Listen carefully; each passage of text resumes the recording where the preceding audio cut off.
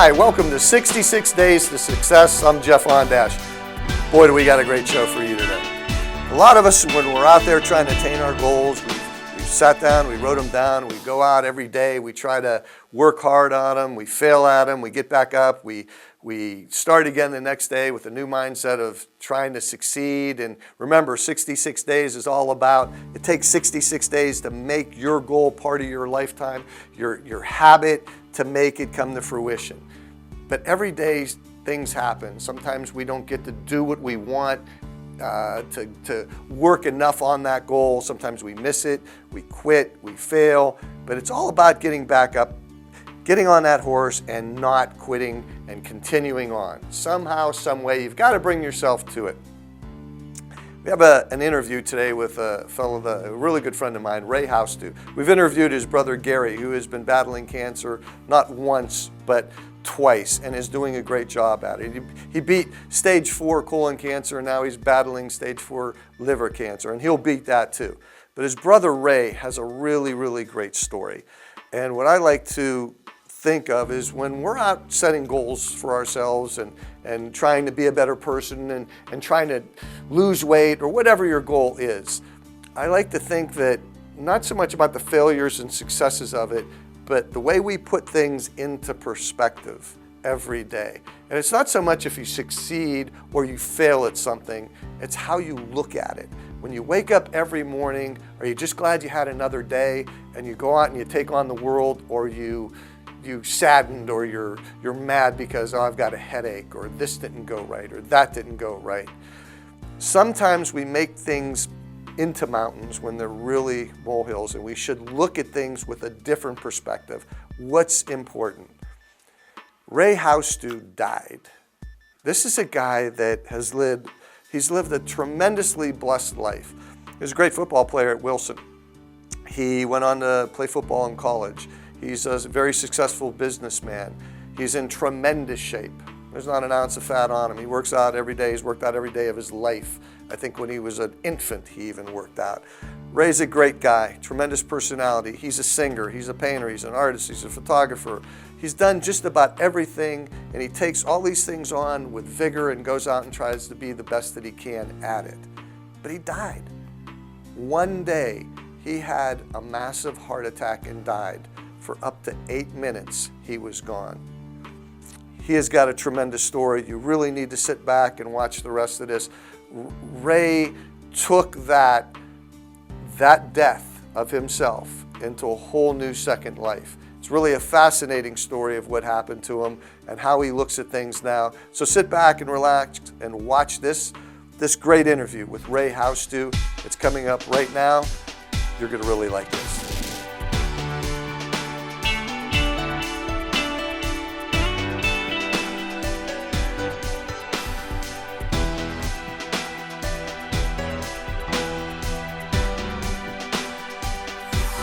And welcome back to 66 Days to Success, here with Ray Housteau. And Ray, you've got a phenomenal story. You've led a storied life that's just incredible. I mean, you were a star athlete at Wilson. It's too bad you couldn't go to Cheney like the rest of us good people did, but I won't hold that against you. I won't hold that against you as well.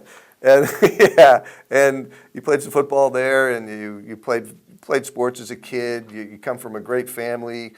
Sports-oriented family. You've done an awful lot in your life, but let's talk about your going back to when you were setting your goals in junior high and as an athlete, because that's where you were heading. You wanted to be a football player, right? The way we were raised, and I mean, Gary, you know him, and my brother Chuck, who passed. Sports. My dad was all about sports. He coached, he taught sports, he mentored, he watched, he listened. We grew up on baseball fields and football fields and basketball courts. It's what we knew since we were little. And it's not that he pushed us in that direction or that he indoctrinated us into that. We were immersed in that. And it's what we wanted to do. All of us were like that. The competitive nature of all that. That's where I got all that from. It's not that we were the best athletes or the fastest, the biggest, or anything even close to that. But nobody worked harder than we did. And that's all part of the upbringing that we had. You had a good career at Wilson, and congratulations. You just got into the Hall of Fame, so that's quite Thank an you. honor. It is quite an honor. I never thought I'd be honored to be in Wilson's Hall of Fame, but I absolutely am. It's a great thing. Now, As you get older, are you on the appreciate wall there right now? Well, if there was a wall, I'm sure I'd be on it, but Yeah. there is brick from Wilson when they tore that down. I took some of that and I built a bar at my house with it, so I at least have that. I'll put a little plaque on there. That'd be a great idea for somebody on the south side of Youngstown, is to put a Wilson Hall of Fame section in your restaurant where they can put, plaques up and give you guys your just due. I mean, Cheney still has a high school, but you look at all the city schools that are gone, Rayen, Right. Wilson, South, North, right. they're all gone. The old East, and Yes. we got the new one that you could put it in, but Cheney's got that building still there, and they've got that great wall of fame I there love with that, all the. and I love that. I look at the names and I recognize so many of them. Amazing, and you got a Heisman winner there. Absolutely. How many high schools could say that? From Wilson? From Youngstown, yeah. Yeah. So you played a lot of ball, and of course that competitive nature that gets you to move on. And you went to college. Yes.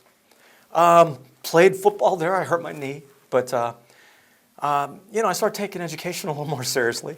It's not that all of us got good grades. We all did, but we didn't put the emphasis on that. I don't want to say that that's a good thing to do. It's just that we were so sports-minded that we kind of judged ourselves and evaluated ourselves. I know I did through athletics as opposed to academics, but we did really well in school. So I carried that forward and never got out of the sports arena as part of my interest. I went on to play 20 years in the Youngstown Touch leagues, which some of the Youngstown teams in this area were dominant on a national level.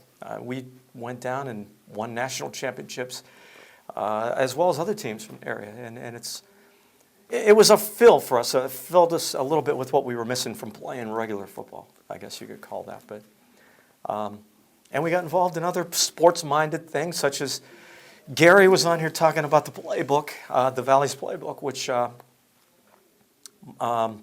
we had for about 10 years, 12 years, and a local sports publication that was really a top-flight thing. And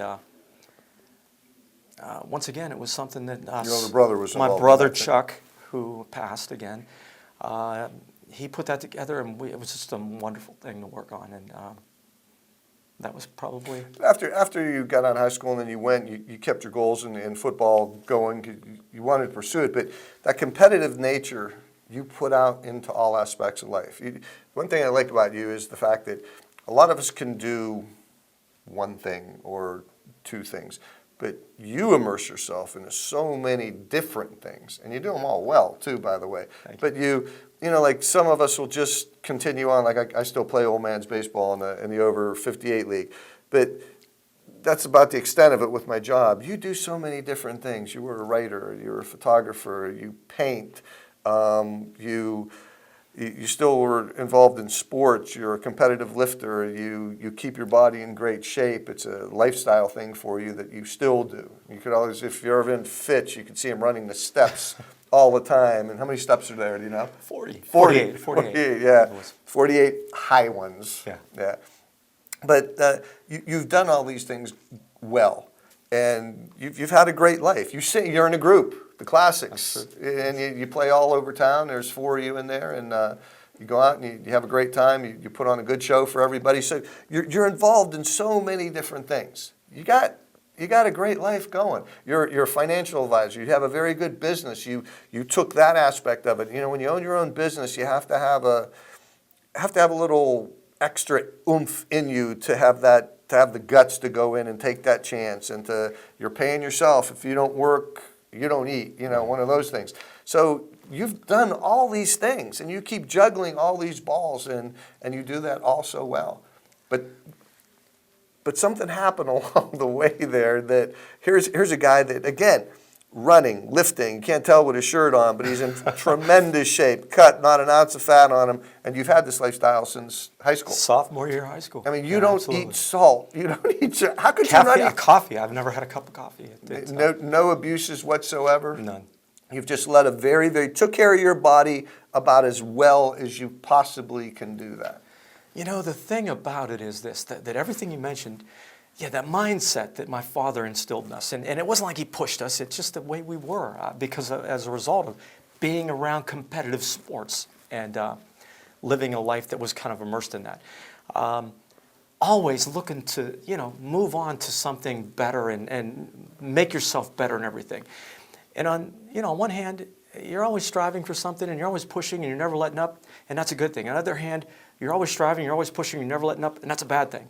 And sometimes, you learn lessons along the way that might be taught in a little harsh of manner, but physically, there's nothing wrong with me. You could never I'll tell you the story if you want to get into that, but nobody would have ever guessed that was going to happen to me.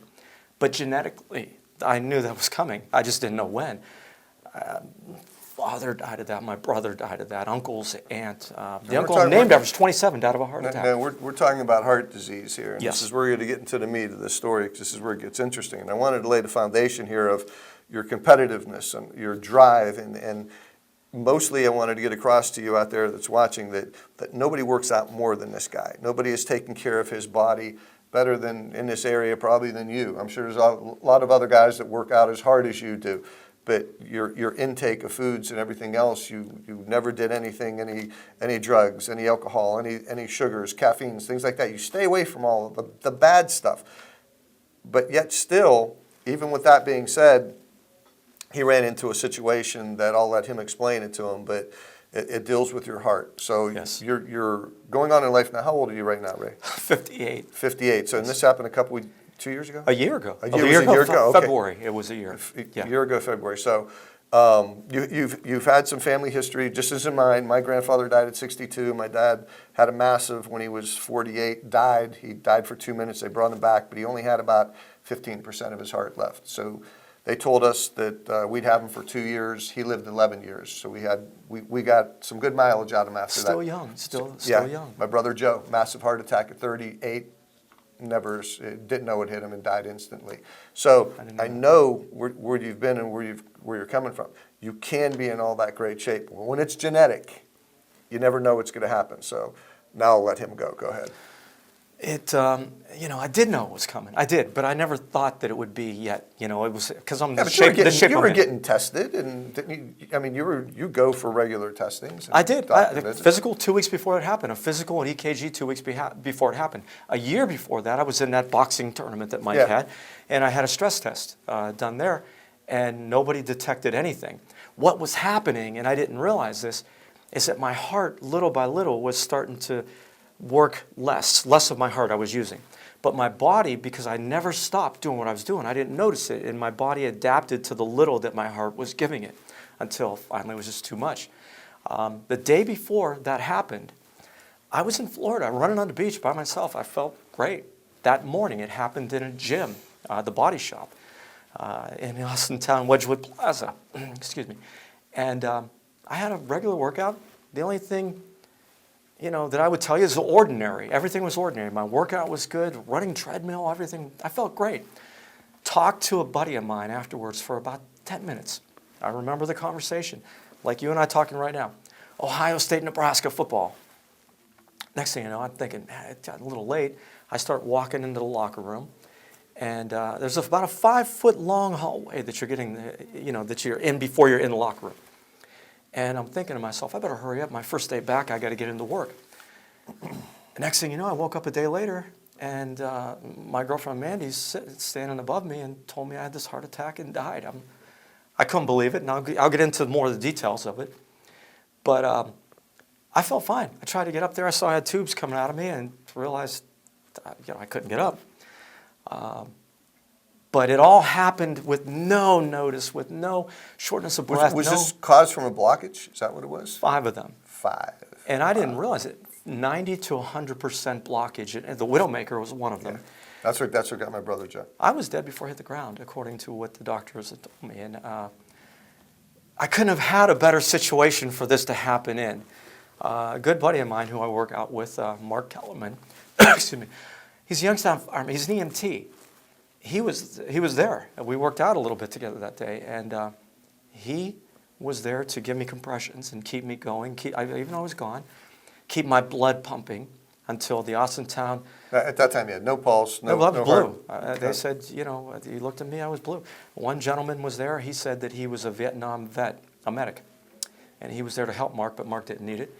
And he said, I saw my share of guys that were dead. He said, nobody was more dead than you were. He said, I didn't think there'd be any way you'd make it.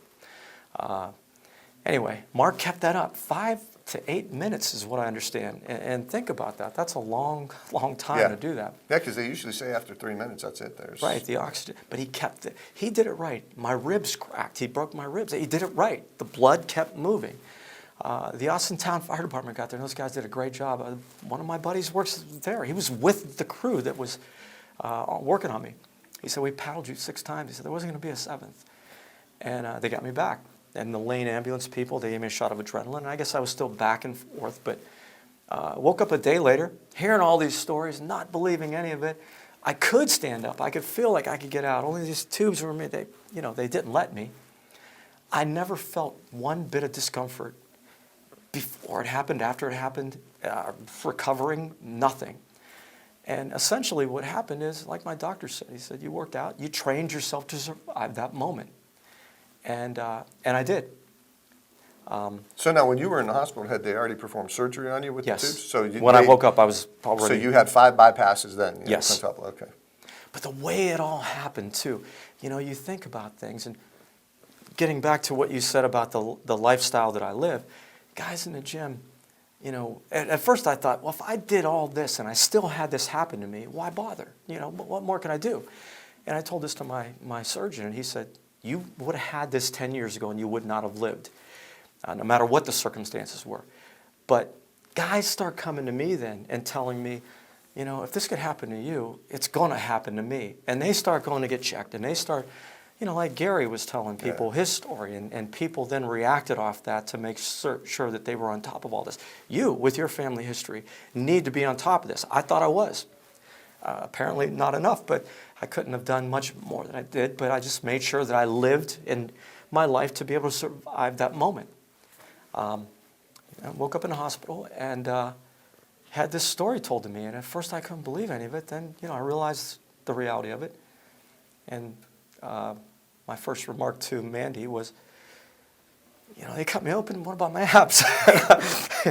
I got a little carried away with all that, but actually the recovery, the process of all that wasn't difficult at all. I start lifting 2 months to the day after it happened. The doctor told me that my chest was healed and I could do what I wanted to, but don't be stupid about it.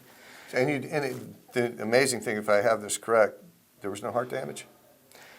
There's some residual heart damage anytime something like that happens, but... I was going to say, I could not believe, because the story I heard, there was none, and I got, with that severe of a massive heart attack, there had to be scarring a little bit. is what it is what I was told. And my ejection fraction, everything is almost back up to normal. I was working on 15% of my heart doing all this stuff. Carrying a cinder block up fish beforehand. Before that boxing tournament. I couldn't breathe, and I couldn't understand because I'm in great shape, but I couldn't catch my breath. Yet I had a stress test. In fact, I had a stress test because the training I was doing beforehand felt a little more difficult to me than I remembered it being and than I thought it would be.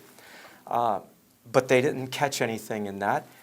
And, my heart, my body was performing at a level that it was used to, even though the heart wasn't giving it all that much. Literally carrying cinder blocks above my head at Fitch, that's the training I do. Suicides on the field, doing all of that in addition to lifting. Never felt anything other than, I better run a little bit more because I'm a little shorter of breath than I remember. But before it happened, you hear shortness of breath, you hear dizziness, you hear lightheadedness, pains, nothing. Conversation just like I'm having with you right now. And went from that to waking up a day later. I thought I blacked out 5 seconds and I woke up in a hospital a day later. Wow. So you do realize how fortunate you are. I'm sure at that point, in your mindset now and the way you look at life from the before that happened to after that happened, what's changed for you? Not too many. You had a 1% chance of survival, correct? He told me, the doctor told me if I told you you had a 1% chance, I would be greatly exaggerating. Wow. And it was a massive heart attack. My brother Chuck died of that instantly. And my father, I'm sure that's what his was as well. He died in his sleep. But yeah, it was a bad situation. So now you're in the hospital, you're coming out of the hospital, you got to look at life differently. I do. Everything is different. Because every day's a gift for you. The grass is greener. I did things in a way that I appreciate it now, and I don't take anything for granted. And even spiritually, you do. You start to realize how blessed you are. I got to see what it's like to die and come back. Who can say that? I don't look at that as a bad experience. I'm not heroic. I survived a heart attack. That's instinctual. Gary, what he's doing is heroic. Waking up every week and realizing I got to go get this treatment for what he's doing, that takes, a degree of heroism that I don't think I have. Yeah, that's a whole different level of trying to get your mind ready every week on a Monday when he goes in for his chemo. Right. God bless him. I don't know. And knowing what's coming up too. Even you can't even get comfortable before that because right around the corner that's coming up all over again. And the situations that he had, not just one battle, but he's on battle number 2 to defeat that one. And he'll beat it. Have you seen him? Oh, He yeah. looks the same. Part of that competitive nature, that helps too. But the spiritual part of it, the things that, if you look at the instances of what happened to me, Mark Kellerman, who I was telling you saved me, he was done with his workout 10 minutes before I was. He waited at the counter for somebody to sell him a drink. They're always up there, but for whatever reason that morning, he had to wait. He was only there because he had to wait that morning for that drink. One more step. I would have been in that locker room. Nobody would have seen me. It was early in the morning. Nobody was in there. Even if they found me 5 minutes later, that was too late. Yeah. I fell not only in the hallway, I fell out of the hallway backwards. And they were able to tell right away that something was going on. They needed, I needed to have help. The fact that when I got to the hospital, and the stories I'm hearing afterwards about that, falling out of the locker room. But then they brought me to the hospital, and the surgeons were talking to my family, and they weren't optimistic that I was going to be all right, no matter what, if they saved me or not. But they realized, how long I was gone, and that's all they knew. And they weren't even sure they were going to open me up because, they weren't sure I'd be a viable person if they did, even if they saved my life.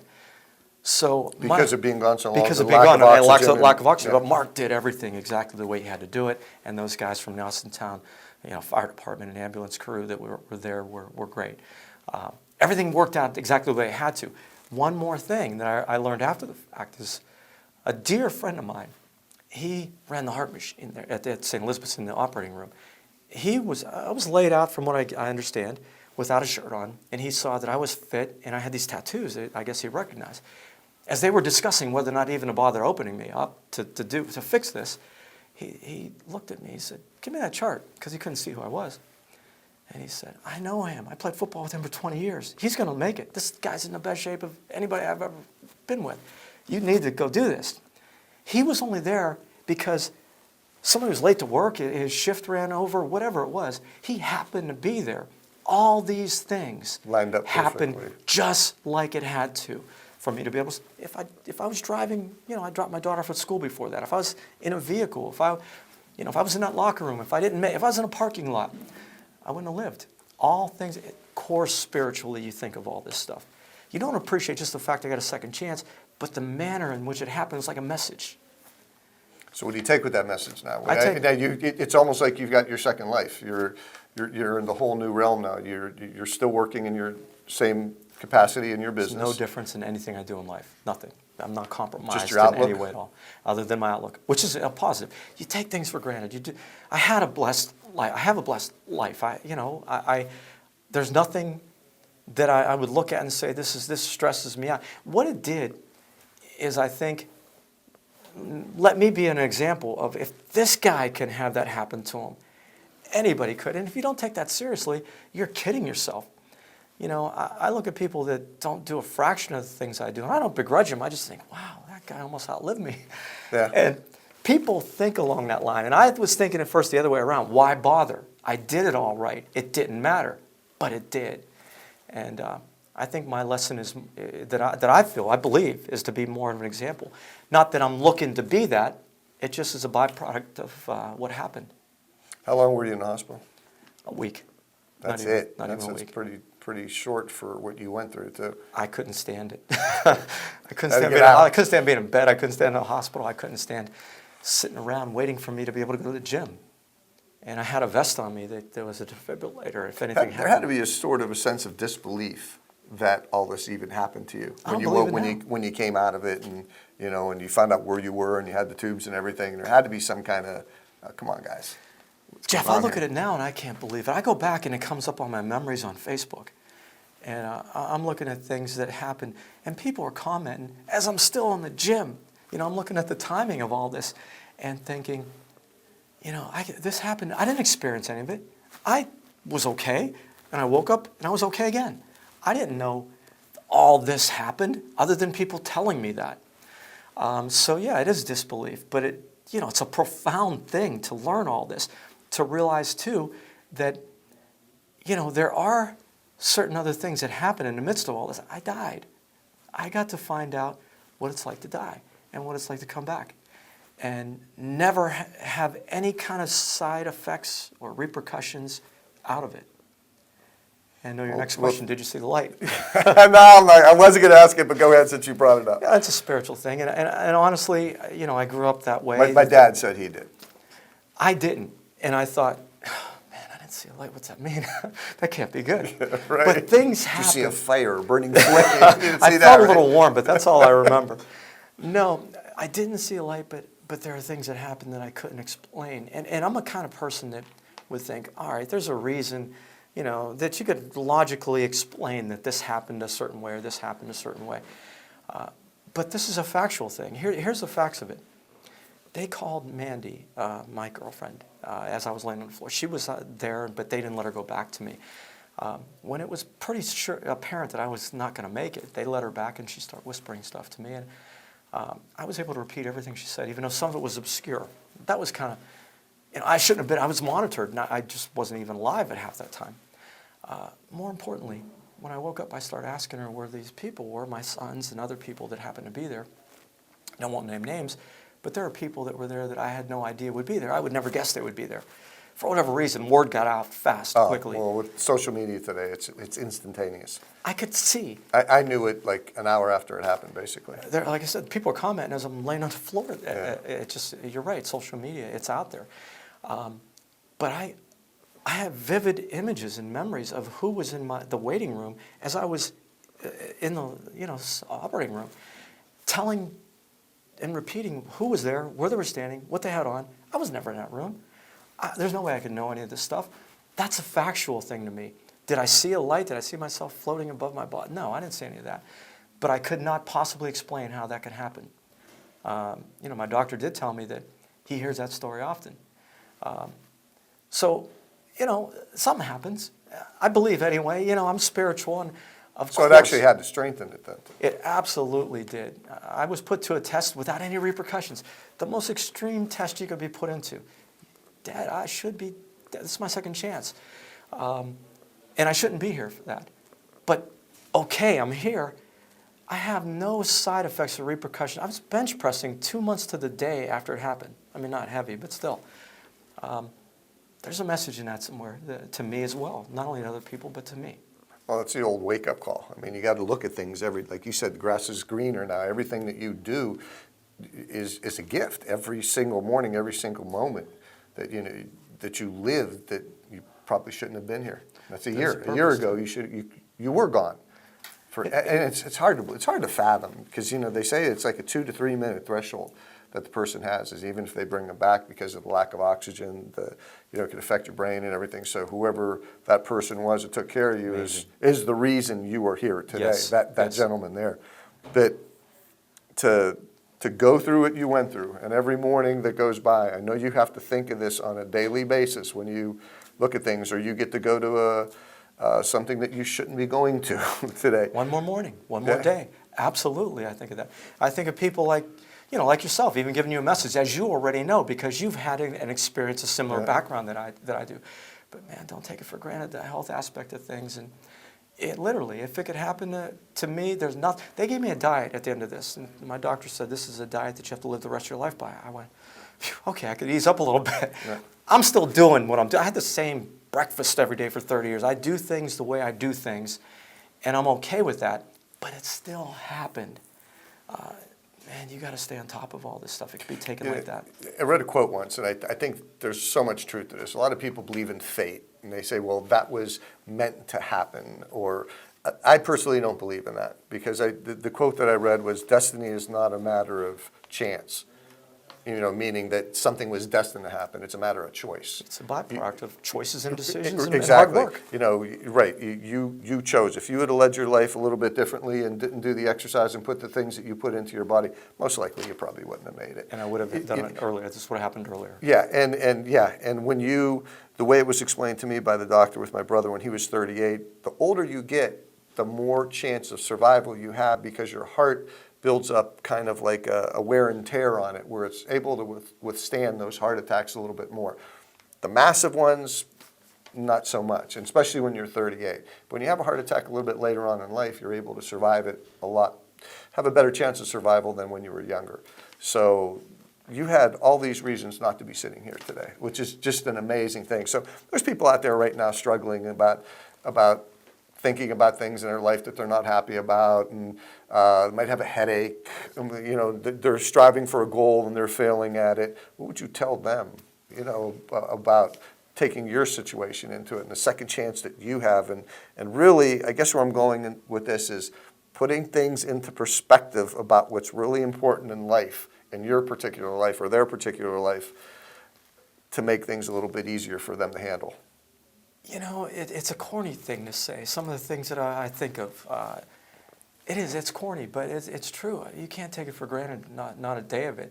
You have to kind of feel like there's something you're doing that makes the world a little better. Again, trite, corny it sounds, but it's so real to me, you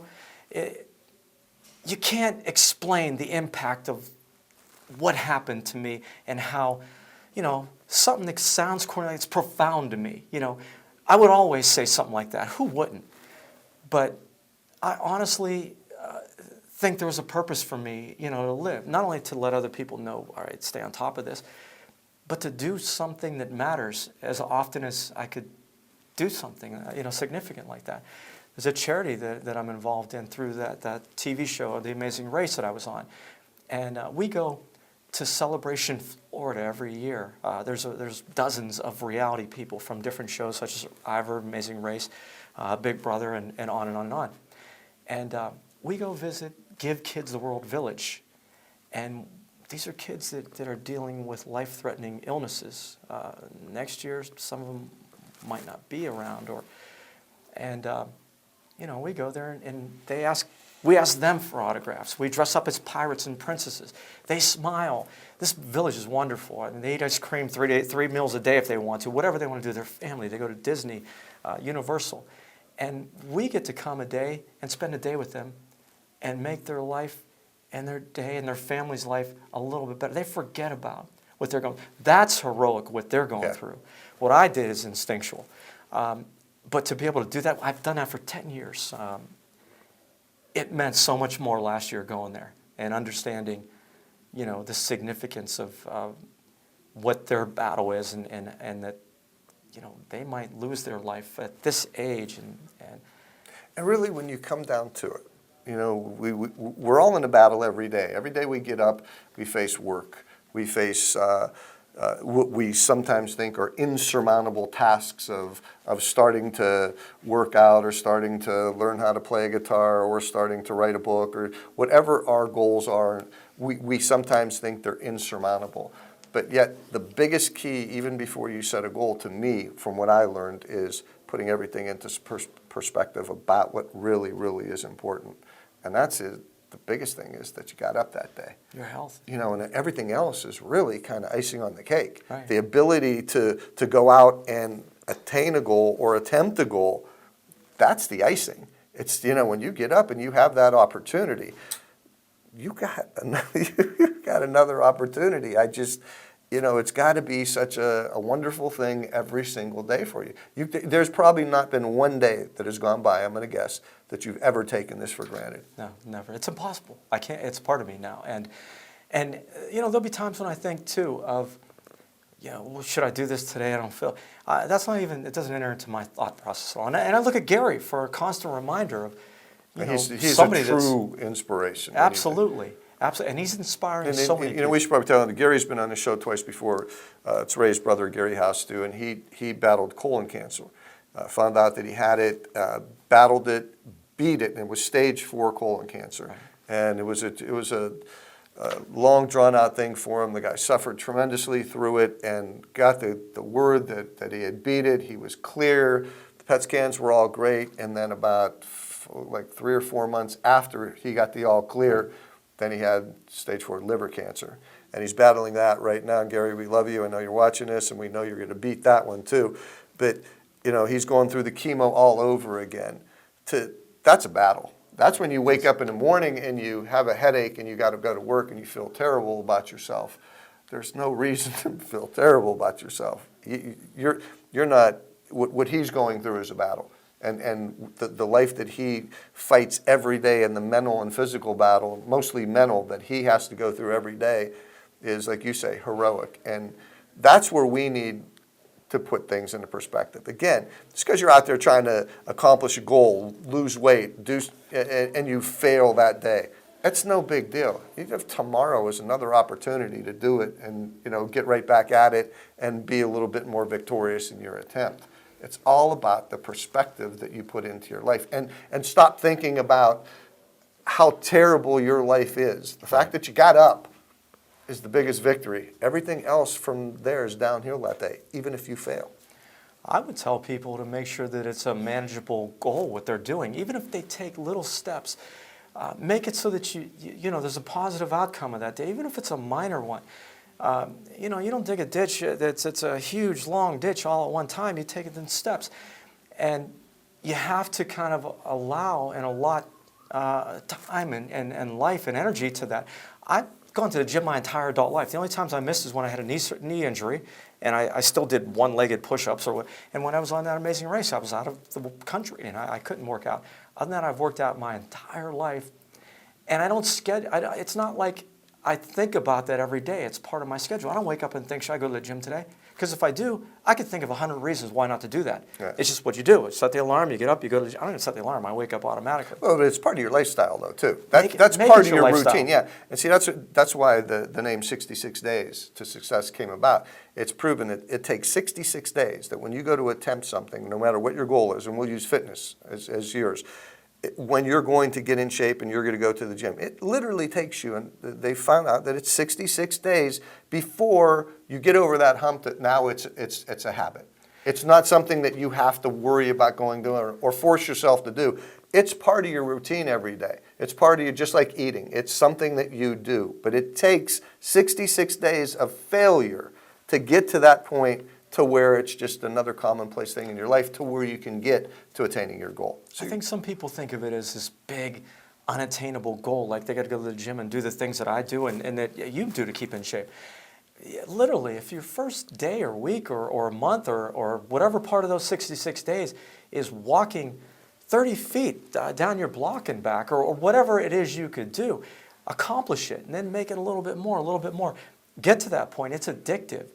The diet part, you don't have to cut everything out and all of a sudden eat, a diet that's clean and, that's impossible to stick with. Right. Do things that you can live with. Start taking away some of those things, and you'll be surprised how little you miss some of that. I ran a Disney marathon one time, and there was a fellow there, and they were interviewing. I had crossed, and they were interviewing him. You know how, if you ever done marathons, they put you in corrals, and you go out every 7 or 8 minutes, and Disney's like 40,000 people run these races.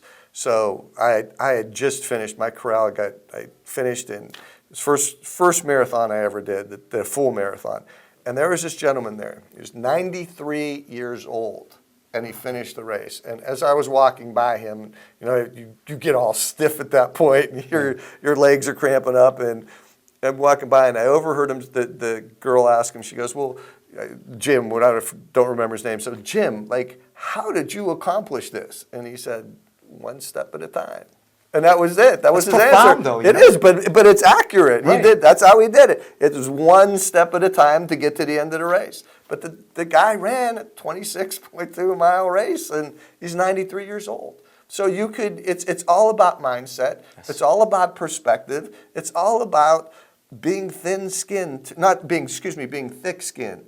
You have to be able to expect and deal with the failures along the way, which are going to be many, until you get to that point where it gets easier. And then all of a sudden that aha day comes along, and it just becomes part of your life. And you don't think about it. You just go to the gym. You don't think about going to the gym. Right. It's just, you're there. What I'm saying is minimize the opportunity or the happenstance of failure happening. If your goals are these unattainable things, if there's something that you could get through, then you start stretching that goal out a little bit more, and then you start getting a little bit more motivated too, because results are starting to come. And even if the results, you feel a little bit better, you look a little bit better, or even it's just in your mind, there's no really apparent benefit yet, but you're thinking better of yourself for your day. Do something.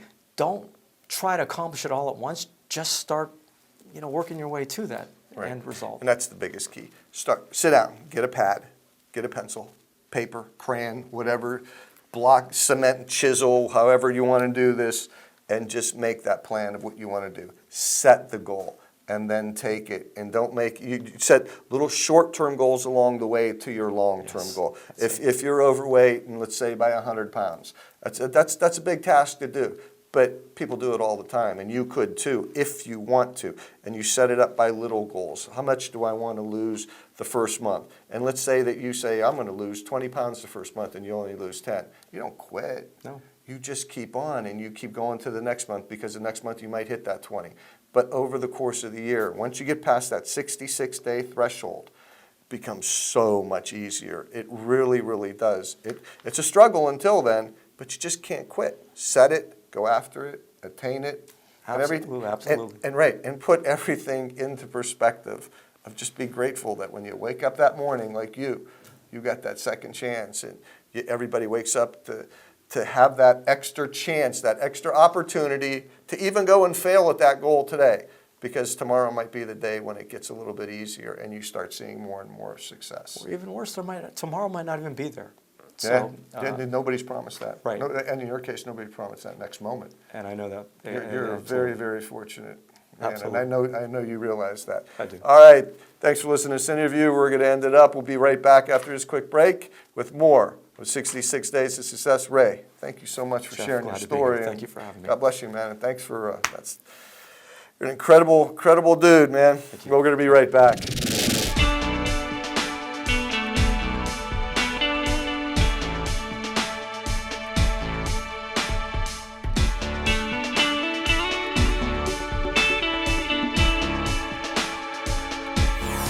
And welcome back to 66 Days to Success. I hope you enjoyed that interview with Ray. It was great. It told me a lot about himself, and it told me a lot about myself too. And it helped me to entrench into the fact that every morning when you wake up, you need to wake up with the idea that you're going to put things into perspective, into the right things. If you wake up with a headache, if you wake up in a bad mood, or you just don't want to go out and adult today, whatever it is, you have to put it into perspective of how your health, your blessings that you have around you. And if you do that every day, everything else kind of falls into place. And those goals that you have set for yourself, they'll fall into place too. But be happy every morning when you wake up and take on life with vigor and all the happiness that you can. It's going to make everything in your life better, your family, your friends, and your goals. Everything will come along a lot easier for you. You take care and have a great month, and I hope you succeed every day and get a little bit further onto any goal that you want to achieve. Take care, have a great month, and we'll see you again real soon right here on 66 Days to Success.